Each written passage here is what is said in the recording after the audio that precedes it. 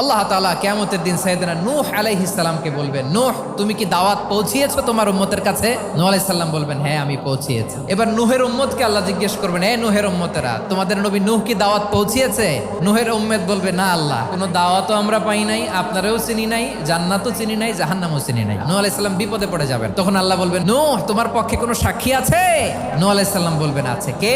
উম্মতে মুহাম্মাদি। তখন আমরা বলবো, আল্লাহর নবী নূহ আলাইহিস সালাম তিনি আপনি যা যা বলেছেন ঠিক তা তার উম্মতের কাছে পৌঁছে দিয়েছে। এবার নূহের উম্মতের সাথে আমাদের ঝগড়া লাগবে। তারা বলবে, তোমরা আসছো আমাদের হাজার হাজার বছর পরে, তোমরা কি করে জানলা? তোমাদের সাক্ষী ধর্তব্য হবে না? আমরা তখন বলবো, আমাদের কোরআনে তোমাদের নবীর নামে আল্লাহ তাআলা একটা সূরা নাজিল করেছেন, সূরাতে নূহ। দিন রাত এক করে তোমাদের কাছে তিনি দাওয়াত পৌঁছেছেন, সব আমরা জানি। আমরা যখন বলবো এই কথা, নূহের উম্মত চুপসে যাবে। তখন আমরা সত্য বলেছি কিনা এটা আল্লাহ তাআলা জানতে চাইবে বিশ্বনবীর কাছে। তখন বিশ্বনবী আমাদের পক্ষে সাক্ষী দিবেন। আওয়াজ করে বলেন আল্লাহু আকবার।